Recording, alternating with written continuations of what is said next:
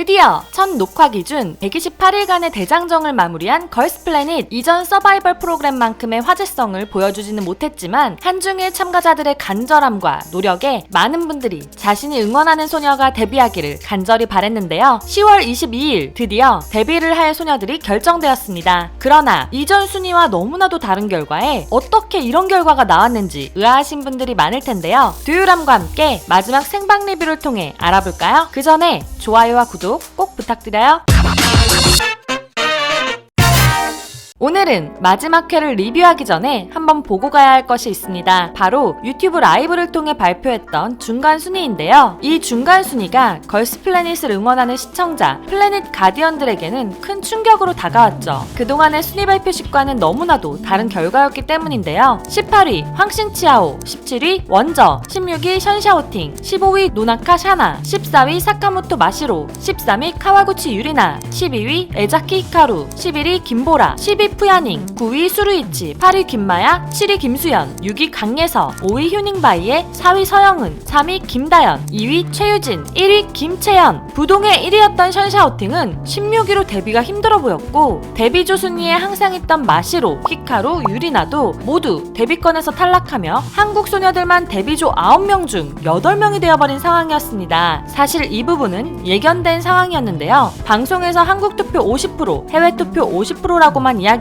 한국 투표가 정확히 얼만큼의 위력을 발휘하는지 애매했습니다. 이 퍼센테이지를 점수로 환산하면 한국 투표가 약 9점, 해외 투표는 1점보다 조금 높은 점수로 계산됩니다. 3차 순위 발표에서 다현이가 2위, 샤나가 7위를 했는데요. 글로벌 투표로만 순위를 매기면 다현이는 9위, 샤나는 12위입니다. 한국 투표는 이렇게 상위권 순위마저 크게 뒤엎을 수 있는 힘이 있다는 것이죠. 지난 투표들은 각 나라마다 항상 한 표씩 주어야 했기에 일본, 중국 소녀들도 많은 한국표를 받을 수 있었는데요. 이번 투표는 나라에 상관없이 단 한 표만 행사할 수 있었기 때문에 한국의 플래닛 가디언들은 자신이 응원하는 한국 소녀들에게 우선적으로 투표를 했을 것입니다. 그렇기에 중간 순위가 그동안과는 판이하게 다른 결과가 나왔던 것이죠. 이런 상황이 제작진에게는 더욱 크게 당혹스러웠을 듯합니다. 그렇기에 갑작스럽게 유튜브 생방송으로 중간 순위를 발표하며 시청자들이 일본, 중국 소녀들에게도 투표하기를 바랬을 것 같은데요. 결과적으로 그 의도가 통하기는 했습니다. 자, 지금부터 12화 리뷰 시작해보겠습니다. 소녀들이 데뷔가 얼마나 간절했는지 인터뷰 뒤에 시그널송 555 무대로 생방송에 막을 열었습니다. 환호 소리가 크게 들리는데 관객이 있는 것 같지는 않고 방송으로 임의로 넣은 것 같네요. 그래도 많은 분들이 온라인 콘서트 형식으로 즐기고 있었는데요. 저 중에 두유람도 있었는지는 비밀입니다. 그리고 반가운 얼굴들도 있었는데요. 바로 탈락했던 소녀들도 직접